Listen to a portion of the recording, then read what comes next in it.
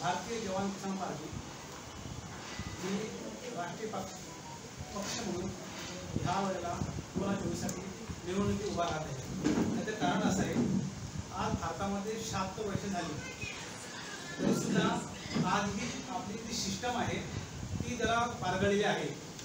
त्या सिस्टम ठीक करण्यासाठी आपला हा पक्ष कोणत्याही पक्षाच्या विरोधात नाही किंवा कोणा व्यक्तीच्या विरोधात नाही, परंतु आजपर्यंत जो सिस्टम व्हायला पाहिजे होती ती होत नाही। आपण ह्या सिस्टमला ठीक करा, आम्ही सर्व सैनिक आहोत, शेतकरी आहोत, त्याची सेवा केली, परंतु आज आपल्या मुलांचं आपल्या भविष्य हे आज नेत्याच्या हातामध्ये आहे आणि आपण कुणाला नेता निवडतो आणि ते कशा प्रकारे वागतात। लोकांनी आज ह्या लोकशाहीमध्ये मतदाराचं मतदान करतो त्याला काही किंमत राहिली नाही। जो माणूस मतदान करतो एक अपेक्षेने मतदान करतो, ज्या माणसाला मतदान करतो तो माणूस आज कुठे आहे हे शासन देता येत नाही। ही सिस्टम जर बदली करायची असेल ह्या सिस्टमच्या विरोधात त्या सिस्टम ठीक करण्यासाठी सैनिक, शेतकरी आणि आम जनता मिळून ही सिस्टम ठीक करण्याचा प्रयत्न करत आहोत। महाराष्ट्रामध्ये आम्ही 40 उमेदवार उभे करून जनतेच्या समोर पर्याय उभा करत आहोत।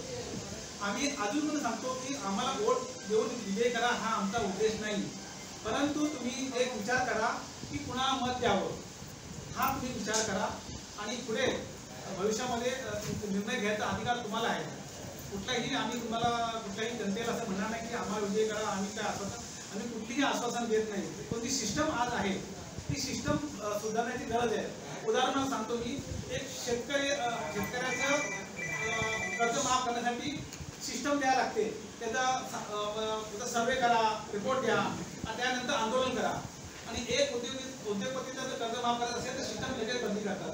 ही सिस्टम म्हणजे जो न्याय आहे तो एकट्याला नसेल, फक्त मराठा लोकांसाठी न्याय आहे असं दिसण्यात आहे। हे जे चित्र आहे ते चित्र आपल्याला बदली करायचं आहे। ह्या उद्देशाने आम्ही आज पत्रकार परिषद घेत आहोत।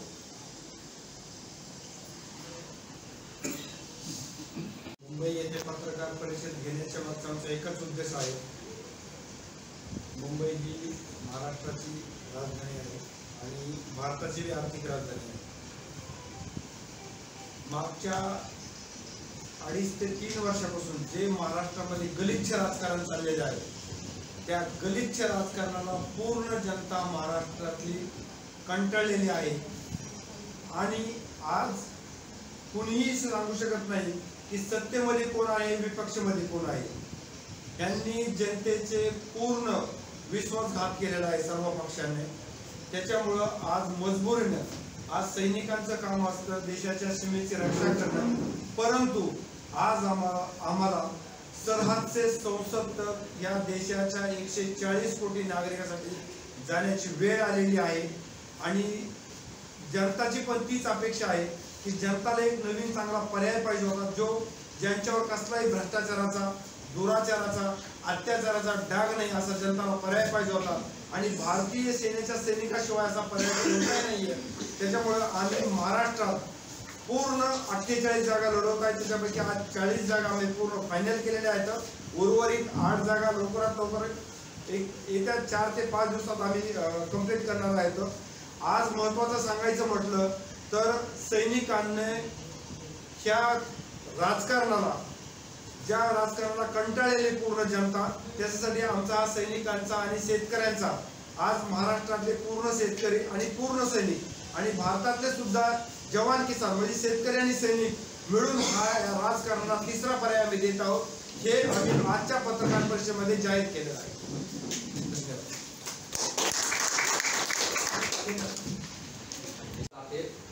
महाराष्ट्र प्रदेश अध्यक्ष भारतीय जवान किसान पार्टी।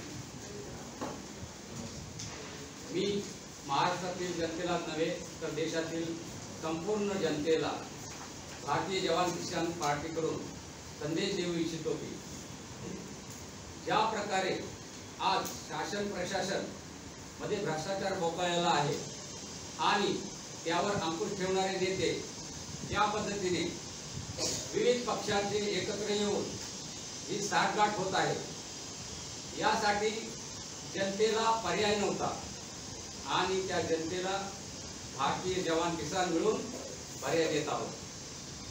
त्यामध्ये आम्ही काही मुद्द्यांवर ठामपणे निर्णय घेऊन येत्या 2024च्या निवडणुकीसाठी सामोरे जात आहोत. संपूर्ण देशातील 543 जागा लढवण्याचा मानस भारतीय जवान किसान पार्टीने ठेवलेला आहे. त्यापैकी काही ठोस मुद्दे मी आपल्या समोर मांडत आहे. सर्वात प्रथमचा मुद्दा आमचा जो असेल तो एक देश आणि एक कायदा असायला हवा. देशामध्ये एक देश आणि एक कायदा असेल तर सर्वसामान्य जनतेमध्ये जातीपाती किंवा इतर काही मतभेद होणार नाहीत आणि शांततेत आणि सुरक्षित हा देश राहू शकेल. यानंतर भ्रष्टाचार मुक्त प्रशासन व्यवस्था करण्याचा आमचा मानस आहे. न्याय व्यवस्था जलद गतीने झाली पाहिजे, जेणेकरून सर्वसामान्य माणसाला वेळेत न्याय मिळाला पाहिजे. महिलांचं आर्थिक सक्षमीकरण झालं पाहिजे. महिलांची ज्याप्रमाणे आर्थिक पिळवणूक होते आहे किंवा त्यांना आर्थिक कोंडी होत आहे ती कोंडी सोडवण्याचा प्रयत्न महाराष्ट्रात नाही तर देशातील भारतीय जवान किसान पार्टीचा हा मुद्दा आम्ही फार ऐरणीवर घेणार आहोत. प्रत्येक नागरिकाला आरोग्याचे सुरक्षा कवच प्रदान झाले पाहिजे. त्या पद्धतीने आज वातावरण दूषित होत आहे, प्रदूषित होत आहे. या वातावरणामुळे अनेक आरोग्याच्या हानी पोचत आहेत. या हानी पोचण्यापासून संरक्षण करण्यासाठी आपण प्रत्येक नागरिकाला आरोग्य सुरक्षा कवच प्रदान करण्याचा निर्णय घेत आहोत. शिक्षण क्षेत्रातील बाजारीकरण बंद झालं पाहिजे व त्यामध्ये शिक्षण क्षेत्रात ज्या विविध संधी आहेत, शिक्षणाची संधी आहे, 95% वाला विद्यार्थी तिकडे जनावर राखतोय आणि 40% वाला विद्यार्थी तिकडे डॉक्टर बनतोय. तर त्याची जी म्हणजे पातळी आहे ती पातळी राखली जात नाहीये, ज्याच्यामुळे देश प्रगती करेल. बुद्धिमान लोकांना संधी मिळाली पाहिजे जेणेकरून देश पुढे गेला पाहिजे. तर ह्यासाठी आपण शैक्षणिक क्षेत्रामध्ये सर्वांना एका पातळीवर शिक्षण मिळावं यासाठी आम्ही प्रयत्न करणार आहोत. सैनिकांना OROP गेले 15 ते 20 वर्षापासून हा मुद्दा विचाराधीन आहे. कोणताही सरकार त्यासाठी सिरियस नाही आहे आणि त्याच्यासाठी आम्ही हा सैनिकांना OROP देण्याचा मानस ठेवलेला आहे. शेतकऱ्यांना हमी बाजारभाव मिळाला पाहिजे. MSP शॉर्टकट त्याचं नाव आहे. तर त्या शेतकऱ्यांना शेतमालाला हमी भाव का मिळत नाहीये? शासन वेगवेगळ्या प्रकारचे आश्वासनं देतं आणि शेतकऱ्यांच्या तोंडाला पानं पुसतं. दुष्काळ पडला, अवर्षण झालं, पाऊस जास्त झाला, पिकं वाहून गेली तर यांना शेतकऱ्याला आत्महत्या करायची वेळ येते. तर त्या आत्महत्या थांबवण्यासाठी भारतीय जवान किसान पार्टी उपाययोजना करणार आहे आणि ते आम्ही त्यासाठी शेतकऱ्यांना वचन देत आहोत. बेरोजगारांना रोजगार मिळायला पाहिजे. तर बेरोजगारांना रोजगार का मिळत नाहीये? का एक ग्रॅज्युएट झालेला मुलगा बेरोजगार का फिरतो? कारण त्यांना योग्य दिशा मिळत नाही, त्यांना योग्य मार्गदर्शन मिळत नाही की मी कोणत्या क्षेत्रात शेतकाम करायला पाहिजे, मी कोणत्या क्षेत्रात शिक्षण घ्यायला पाहिजे, याची योग्य दिशा ठरवलेली नसल्यामुळं जे ग्रामीण विद्यार्थी खास करून त्या विद्यार्थ्यांना पुढील नोकरीसाठी किंवा व्यवसायासाठी रोजगारासाठी संधी उपलब्ध होत नाही. त्यासाठी भारतीय जवान किसान पार्टी यासाठी प्रयत्न करणार आहे. आर्थिक समानता, करोडपती होत चाललाय, श्रीमंत होत चाललाय. तर जो गरीब लेवलचा माणूस आहे, जो गरिबी रेषेच्या खाली आहे, रेषेच्या खाली आहे, त्यांना आर्थिकदृष्ट्या कसं सक्षम करून त्यांची गरिबी दूर केली जाईल आणि सर्वांना आर्थिक समानता कशी आणली जाईल याच्यासाठी आम्ही प्रयत्न करणार आहोत. प्रत्येक जिल्हा, महाराष्ट्राचाच नाही तर देशातील प्रत्येक जिल्हा हा विमान सेवेने जोडला गेला पाहिजे, जेणेकरून ज्या छोटे छोटे व्यवसाय आहेत आणि किमती वस्तू आहेत त्या एका ठिकाणाहून दुसऱ्या ठिकाणी जाण्यासाठी ट्रान्सपोर्टेशन चार्जेस वाढतात, टॅक्सेस वाढतात आणि त्याच्यामुळे किमतीची किंमत वाढते. समजा दिल्लीमध्ये एखादी छोटी किंमत तयार होते, ही वस्तू तयार होते, पण ती वस्तू मुंबईमध्ये विकायला यायला त्याच्या 10 पटीची किंमत वाढली जाते. म्हणून प्रत्येक देशातला जिल्हा हा विमानसेवेने जोडला गेला पाहिजे हा भारतीय जवान किसान पार्टीचा एजेंडा मध्ये आम्ही हा मुद्दा सामील करत आहोत. नदी जोड प्रकल्प गेले 20 वर्ष ऐकतो मी. नदी जोड प्रकल्प देशाचा जाहीर झालेला आहे, परंतु आतापर्यंत किती नद्या जोडल्या ते पत्रकारांना किंवा इतर सामान्य माणसांपर्यंत ती गोष्ट पोहोचलेली नाही. तर हा मुद्दा जो नद्या जोड प्रकल्प आहे हा हरित क्रांती आणण्यासाठी अतिशय महत्त्वाचा मुद्दा आहे आणि हा मुद्दा घेऊन आम्ही पुढे जात आहोत की आमचा जर पक्ष सत्तेत आला तर आम्ही नद्या जोड प्रकल्प प्रथम प्राधान्य देऊन त्याला चालना देऊ.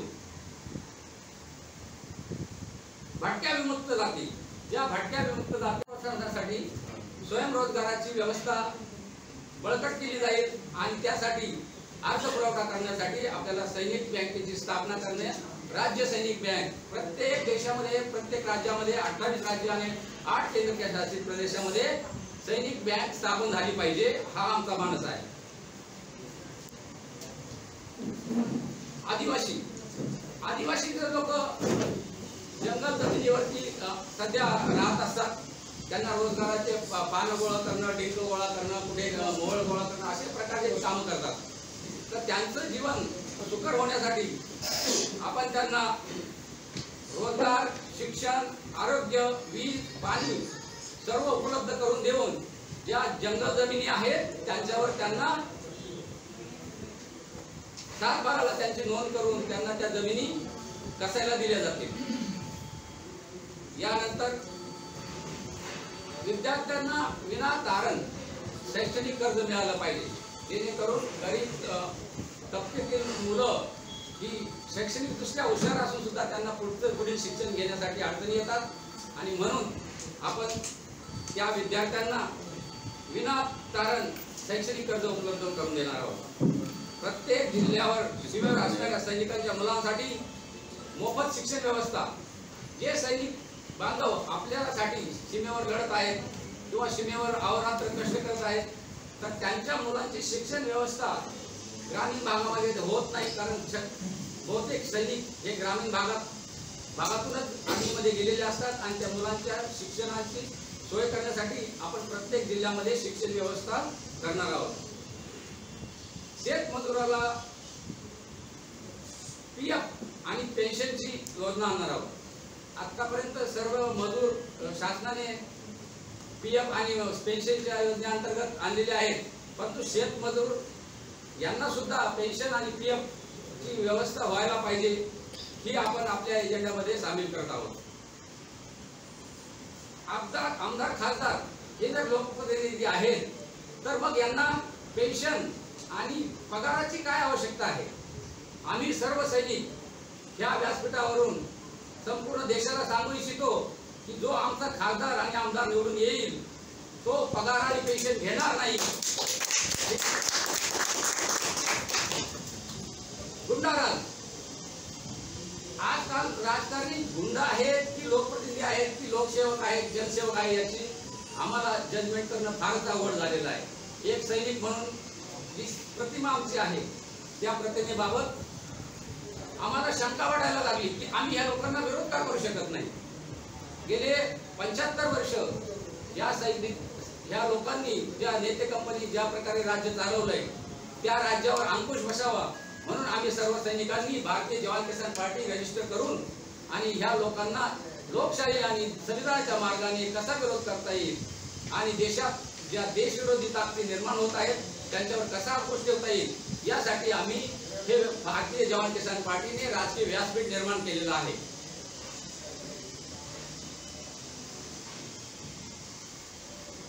तहसीलदार आणि कलेक्टर, सर्वसामान्य शेतकरी, सर्वसामान्य जनता यांची घरं आणि शेती, बांध कुठे काही अशा छोट्या छोट्या ज्या रेव्हेन्यूच्या केसेस चालतात त्या तहसीलदार आणि कलेक्टर मार्फत चालतात.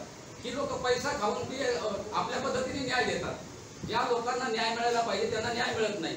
म्हणून ह्या ज्या केसेस आहेत कलेक्टर आणि तहसीलदाराकडे चालणाऱ्या त्या सर्व केसेस आपण दिवाणीकडे वर्ग करणार आहोत, जेणेकरून सर्वसामान्य माणसाला योग्य न्याय मिळेल आणि त्याच्यावरती एक निवृत्त न्यायाधीश निवडला जाईल आणि त्याच्यासाठी स्पेशल जसं महिलांसाठी वेगळं न्याय व्यवस्था आहे किंवा अनेक काही गटांसाठी वेगळ्या न्याय व्यवस्था आहेत त्याप्रमाणे रेव्हेन्यूचे केसेस चालवण्यासाठी एक दिवाणी न्यायालय वेगळं असावं ही भारतीय जवान किसान पार्टीची मनसा आहे.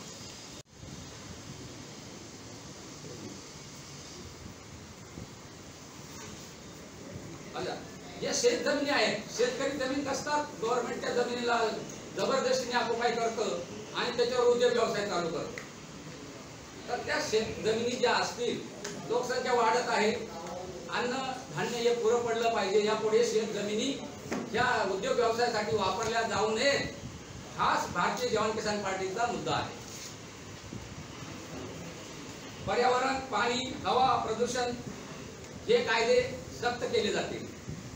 उद्योग व्यवसाय वेगवेगळ्या प्रकारचे, पाण्यामध्ये वेगवेगळ्या प्रकारचे घनकचरा, वेगवेगळ्या प्रकारची रसायनं सोडली जातात, पिण्यासाठी पाणी योग्य मिळत नाही, शेतीसाठी रसायनं वापरली जातात, फवारे वापरले जातात, वेगवेगळ्या प्रकारचे अन्नपदार्थ दूषित मिळतात, त्यामुळे सर्वसामान्य जनतेच्या आरोग्यावर परिणाम होतोय.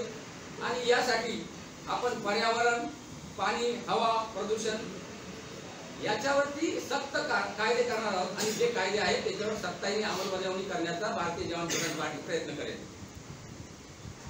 जंगलतोड,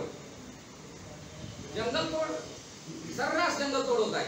औद्योगिक विकासासाठी सरकारची परवानगी नसताना किंवा पर्यावरण विभागाची परवानगी नसताना सुद्धा जंगलतोड होत आहे.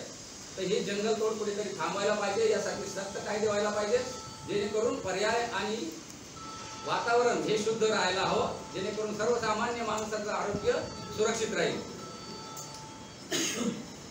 महिलांचं आर्थिक सक्षमीकरण व्हायला पाहिजे, त्याच्यासाठी भारतीय जवान किसान पार्टी वेगवेगळ्या प्रकारचे उपक्रम राबवेल आणि महिलांच्यासाठी आर्थिक सक्षमीकरण साठी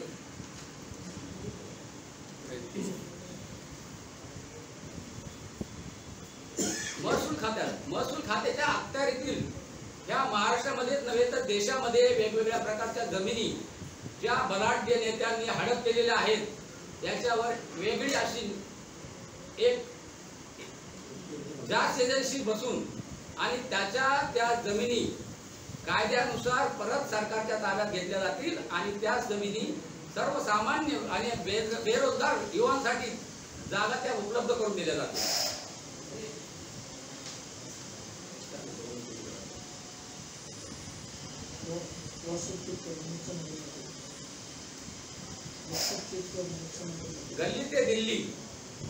गल्ली ते दिल्ली असणारे नेते म्हणजे एक ग्रामपंचायतीचा सरपंचापासून तर संसदेत बसणाऱ्या खासदारांपर्यंत यांचं शासकीय ऑडिट, यांच्या प्रॉपर्टीचं शासकीय ऑडिट केलं जाईल, जेणेकरून सर्वसामान्य जनतेला कळेल की हा देशसेवक आमच्यासाठी काय करतोय आणि स्वतःसाठी काय करतोय, हे सर्वसामान्य जनतेच्या लक्षात येईल. त्यावेळेस खऱ्या लोकशाहीचा अर्थ सर्वसामान्य आणि त्यांना फायदा घेता येईल. देशात जे गैरव्यवहार होतात, इंटरनॅशनल असू द्या, इंटरस्टेट असू द्या किंवा जे गैरव्यवहार होतात, याच्यासाठी एक जशी आता ही ईडी आहे कुणाच्या हुकमावर चालते, तर याच्यासाठी एक स्वतंत्र व्यवस्था आर्थिक नाकेबंदी करण्यासाठी भारतीय जवान किसान पार्टी निर्माण करेल. सुरक्षेला सर्वात म्हणजे प्रथम स्थान भारतीय जवान किसान पार्टीचा असणार आहे, की देशाची राष्ट्रीय सुरक्षा आणि अंतर्गत सुरक्षेला सर्वात जास्त महत्त्व दिलं जाणार आहे.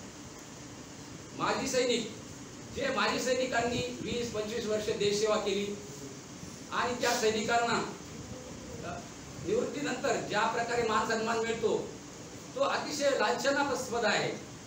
तर त्यासाठी भारतीय जवान किसान पार्टी जर सत्तेत आली तर त्या सैनिकांना विशेष असे अधिकार देणार आहे, जेणेकरून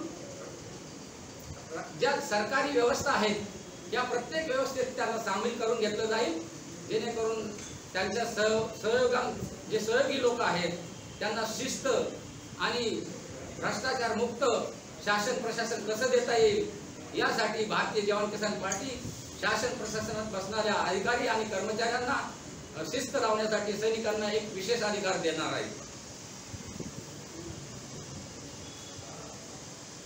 महिलांच्यावर जे अन्याय अत्याचार होत आहेत त्यासाठी सध्या कायदे उपलब्ध आहेत, परंतु त्यांची अंमलबजावणी सक्तीने होत नसल्यामुळे भारतीय जवान किसान पार्टी ह्या मुद्द्याला धरून प्राधान्य देईल आणि महिलांवर होणारे अन्याय अत्याचार हे 24 तासाच्या आत कसे निरसन होईल यासाठी प्रयत्न करणार आहे.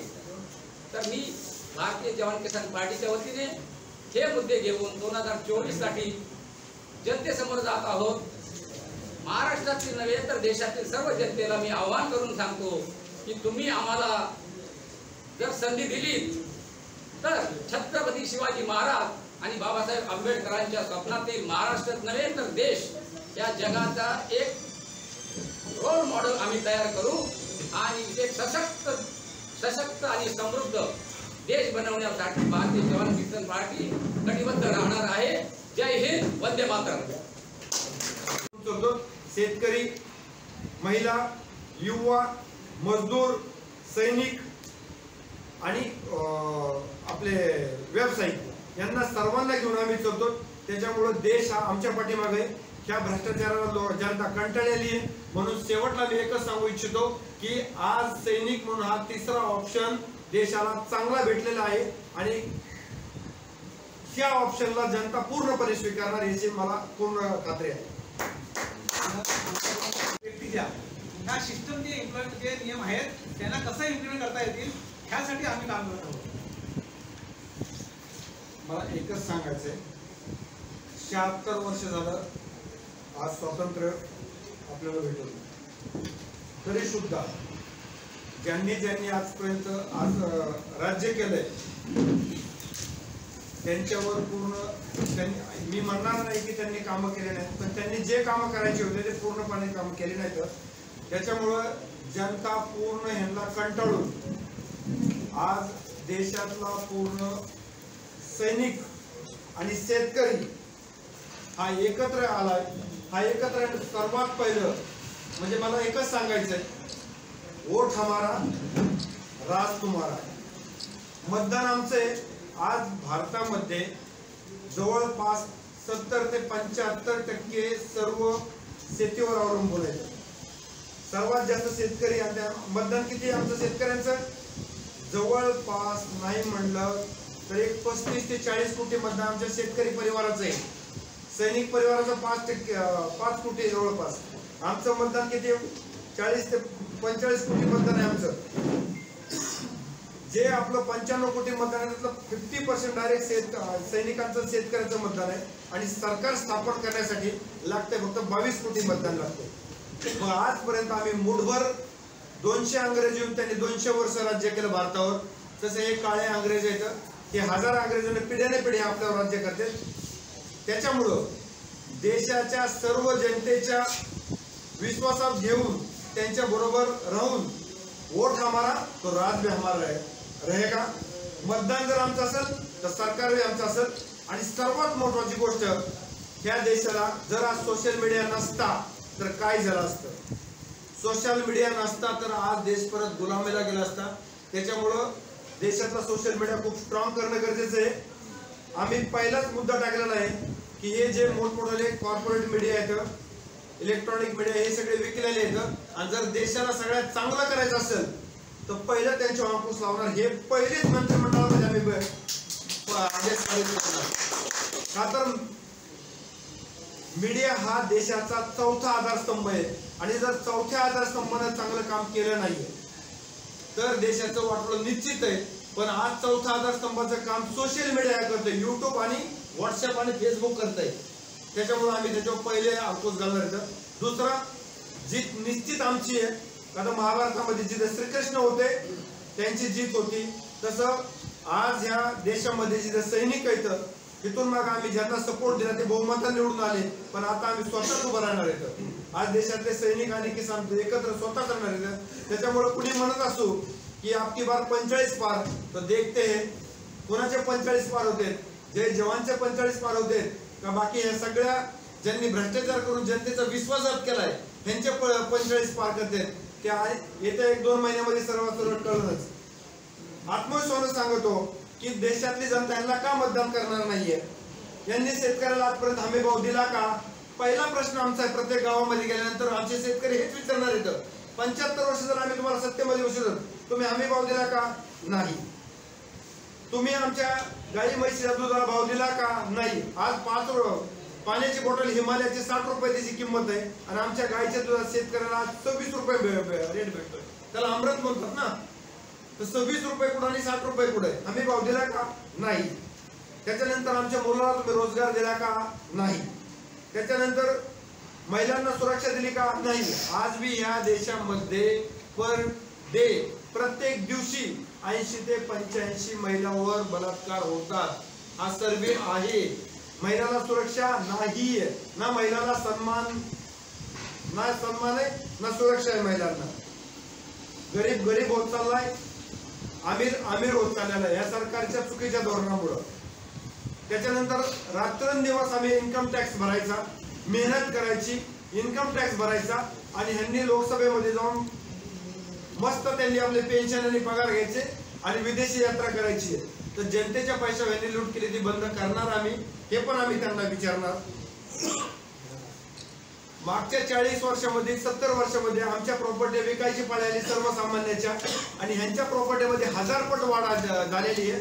त्याच्यामुळं प्रत्येक आजपर्यंतचा जो बी भाजप, काँग्रेस आणि सर्व पक्षाच्या नेत्याला गावात आल्यावर मी पहिला हाच प्रश्न विचारणार आमच्या शेतकऱ्याच्या वतीनं, तुम्ही आमच्यासाठी काय केलं तेव्हा आम्ही तुम्हाला मतदान देऊ.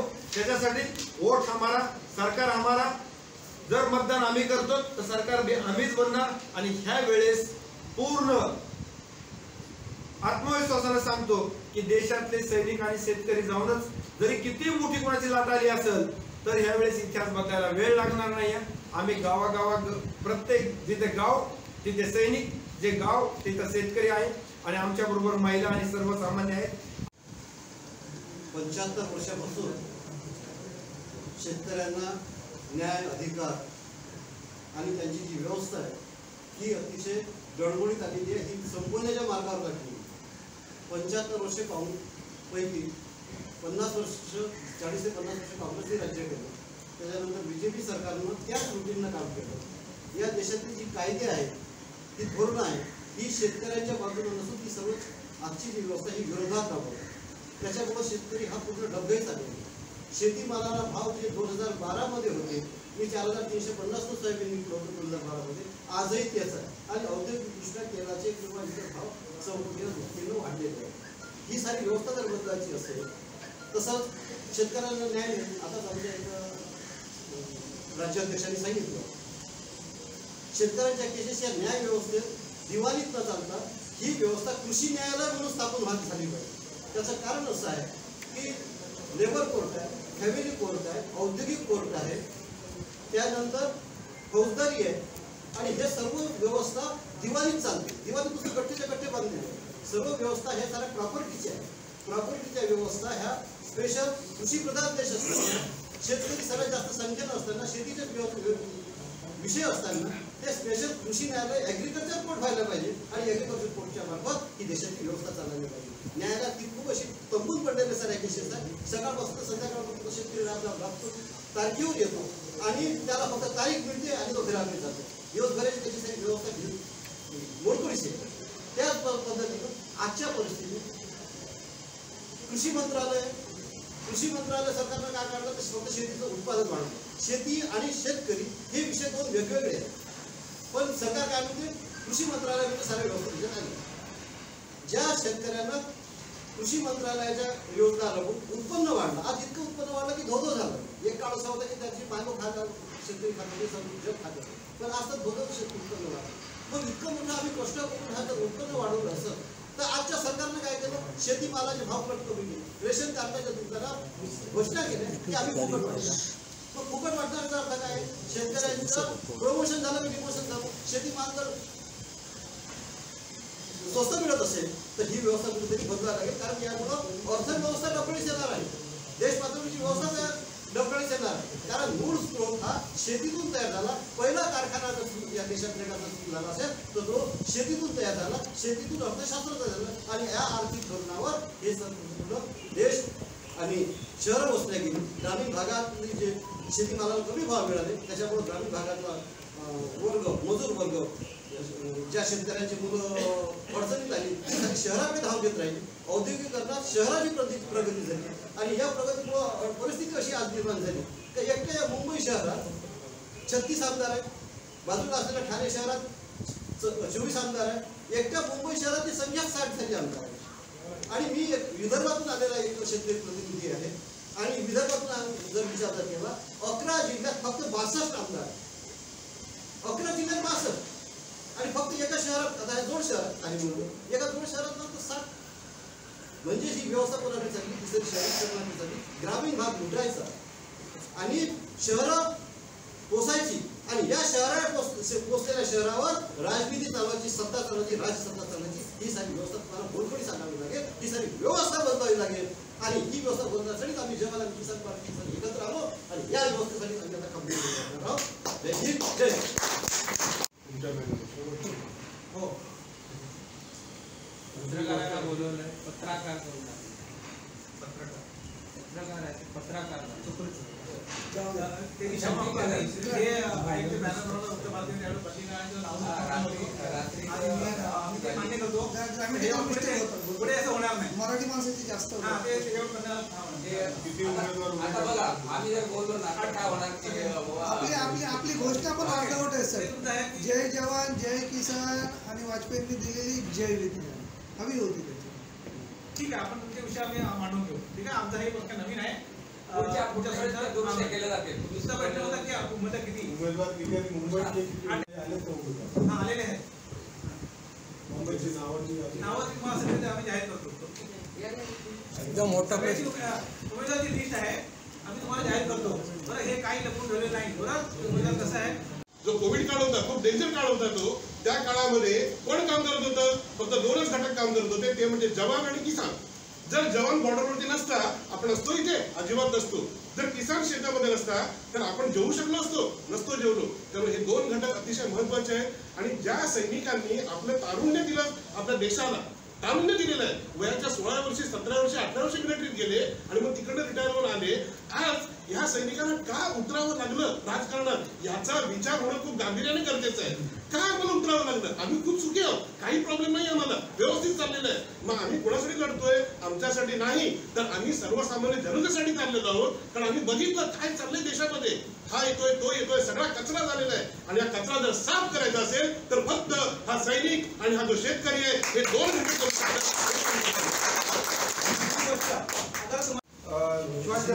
शिवाजीराव नानकिले ते आमचे बारामतीतून उभा राहतात. आणि पूर्ण आमची जी टीम आहे, भगत साहेब आमचे, ते पण आमचे मावळमधून, विदुषण मालिक आणि भगत साहेबांचे आमचे दोघांचं तयार आहे. त्याच्यानंतर उस्मानाबाद मधून पूर्ण यादी आपल्याला तयार आहे. आम्ही म्हणालो 48 वगैरे करतो. आम्ही तुम्हाला लिस्ट देतो. 40 लिस्ट आम्ही आता जाहीर केलेली आहे. 8 मध्ये आमच्याकडे लिस्ट डबल टिबल माणसं आहेत. बरोबर, आम्ही पर्याय शोधतो की किती लोक उमेदवार आहेत. आम्ही त्या तिघांनाच पर्याय दिला की तुम्ही ठरवा की तुम्हाला लिस्ट तुम्हाला पोहोचेल. भारतीय जवान किसान पार्टी सिर्फ वो जवानों को टिकट देगी या सिविलियन को भी किसी और? फर्स्ट प्रायोरिटी सैनिकों के लिए, किसानों के लिए, और जो देश में अच्छा काम कर रहा है, समाज सेवा कर रहा है, उनके लिए भी प्लेटफॉर्म खाली है. विदाउट पॉलिटिक्स, जो पहला पॉलिटिक्स में कोई है मुद्दा आहे की दुनिया पार्टीला एकही हमारे पास आमदार किंवा खासदार नहीं लेंगे, उसको टिकट नहीं देंगे. उसको हम लोग साथ में नहीं लेंगे जिसने एक बार भी इलेक्शन लड़ा हो. सर ये बताइए कि आप जय जवान किसान पार्टी जो है आपकी चुनाव लड़ने जा रही है, आपकी भूमिका क्या रहेंगी उम्मीदवारों के लिए? आपने क्या संदेश दिया, क्या एजेंडा दिया आपने? शॉर्ट वो आपने शॉर्ट फॉर्म में बताइए ना, शॉर्ट फॉर्म में. हम ऐसा देखो क्या बोलतो, मतदार त्यांना हे किती 9 क्वेश्चन त्यांना विचारणार. गावात घुसायच्या अगोदर आम्ही त्यांना विचारणार की तुम्ही आम्हाला हमी भाव दिला का? नाही. तुम्ही आमच्या मुलांना रोजगार दिला का? नाही. तुम्ही आम्हाला न्याय दिला का? नाही. तुम्ही महिलांना सुरक्षा दिली का? नाही. गेट आउट, गावातून बाहेर व्हायचं. चुनाव आयोग से जो भी सिंबल मिलेगा आप उसको तैयार हो उससे? यस, अभी एक्सेप्ट करोगे उसको? जो भी देखो वो तो जो संविधानिक है. चुनाव आयोग हमने अपने तरफ से उन्होंने सजेशन दिया तो हमने सजेशन दे दिया है. क्या दिया? हमारा किसान गन्ने का दिया हुआ है क्योंकि हम बेटे किसान के हैं. तो जो मिलेगा वो एक्सेप्ट करने पड़ेगा। हम उसको कोई उसके ऊपर बहस नहीं करेगा और कोई डिबेट नहीं करेंगे, क्योंकि हम संविधान को और चुनाव आयोग को मानने वाले। पर कुछ चीज के हम अपोज भी कर रहे हैं उनको, जो सही है उसको सही, जो गलत है उसके लिए गलत। मैं आपको बताना चाहता हूँ आज नवीन पक्षांचे आपलं बी घ्या ना माडिक साहेब, आपला एक हां सर, काय सांगाल? आज आपण ही पत्रकार परिषद घेतलेली आहे, काय विषय? आज 76 वर्षानंतर पहिल्याच वेळेस देशामध्ये जवान आणि किसान एकत्र येऊन या निवडणुकी प्रक्रियेमध्ये सहभागी होत आहेत। आज देशातले आज 80 करोड किसान परिवार, शेतकरी परिवार आणि 5 करोड सैनिक परिवार ही जी राजनीतीची महाराष्ट्रामध्ये आणि देशामध्ये जी मैली स्थिती झालेली आहे, जी गंदी स्थिती झाली आहे, ती आज बदलण्याची वेळ आलेली आहे। जनता या स्थितीला पूर्णपणे त्रस्त आहे। त्याच्यामुळं आज सरहदचे 67 सैनिकांना आगेकूच करण्याची पाळी आलेली आहे आणि आम्ही ह्यावेळेस जनतेच्या, शेतकऱ्यांच्या, महिलांच्या, सर्वसामान्याच्या, युवाच्या सर्वांच्या हितासाठी आम्ही येणाऱ्या लोकसभेमध्ये महाराष्ट्रातून 48 आणि भारतामधून 553 जागा लढवत आहेत। एकंदरीत सैनिक आणि आज जे शेतकरी आहेत त्यांना ही वेळ आली आहे निवडणूक लढवायची, का ही वेळ आली? शेतकऱ्याला आणि सैनिकांना निवडणूक लढवायची वेळ आली कारण ज्यांना आम्ही आजपर्यंत सत्तेमध्ये पाठवलं त्यांनी शेतकऱ्यांचं, सैनिकांचं, सर्वसामान्याचं कल्याण पाहण्याच्या स्वतःचंच कल्याण केलं त्यांनी। त्याच्यामुळं देशामध्ये भ्रष्टाचार बोकाळला आणि भ्रष्टाचार बोकाळल्यामुळे त्याची महागाई वाढली आणि महागाई वाढल्यामुळं शेतकऱ्याला शेतात मरावं लागतंय, सर्वसामान्याला महागाई मरावं लागतंय आणि सैनिकांना देशाच्या सीमेवर मरावं लागतंय।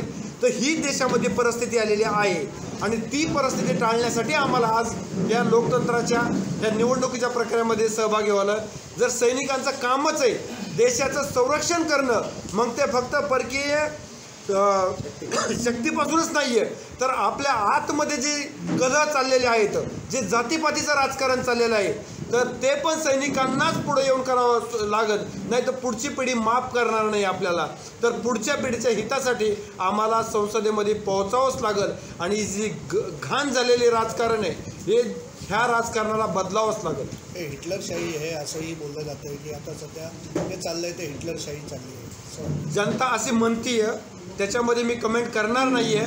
पण मला एकच सांगायचं आहे, जर सैनिक आले तर पूर्ण संविधानिक प्रक्रियेनेच काम करणार आणि आमचं सैनिकांचं एकच जान जाए पण इस तिरंगे की और देश की शान न जाने देगा। सर किती उमेदवार असतील आणि त्या ठिकाणी कोणकोणत्या, म्हणजे फक्त आर्मीचे असतील का इतर सामाजिक लोक? सर्व सामाजिक घटकांमधून उमेदवार घेतले जातील आणि इतर पक्षांमधून कोणतेही आमदार खासदार जे लढले असतील त्यांना आमच्या पक्षामध्ये कोणत्याही प्रकारचं स्थान नसणार आहे। एकीकडे आम्ही आमच्या सिद्धांताला कुठेही कॉम्प्रोमाइज करणार नाहीये। तर कोणत्याही पक्षामध्ये जर एखाद्या मोठ्या बलाढ्य नेत्याला, डोंगरा एवढ्या पैशावाल्याला, भ्रष्टाचाराला तिकीट नाही भेटलं आणि तो म्हटला की आम्हाला तुम्ही तिकीट द्या, आम्ही देणार नाही, तर आम्हाला जे आमचे कॉमन सैनिक आहेत, शेतकरी आहेत आणि सर्वसामान्य आहेत ज्यांनी समाजसेवा केली, आम्ही फक्त त्यांनाच तिकीट देणार आहोत। सरकार बोलतंय सर्वसामान्यांचं आणि शेतकऱ्यांचं तुमच्या दारी, आता तुम्ही कशा प्रकारे लोकांच्या दारी जाणार आहात? आम्ही प्रत्येक वाडी ते गाव, गाव ते दिल्ली, गल्ली ते दिल्लीपर्यंत सैनिक आणि शेतकरी प्रत्येक गावामध्ये आहे। त्याच्यामुळे आम्हाला शेतकऱ्यापर्यंत, सैनिकापर्यंत पोहोचण्यास काही अडथळा नाही आहे, कारण की सोशल मीडिया हा यूट्यूब, व्हॉट्सॲप, फेसबुक हे जे सोशल प्लॅटफॉर्म आहे हा खास करून आमच्यासाठी खूप बलाढ्य आहे। तर ह्या मोठ्या जे चॅनल आहेत त्यांच्यापेक्षा आम्हाला यांचा सपोर्ट घ्यायचा। हे पैशाने ज्यांना विकत घेतले ते आमच्याकडे येणार नाहीत आणि आम्हाला त्यांची गरज बी नाही, आम्ही त्यांना भीक घालत बी नाहीत। बदल घडेल का?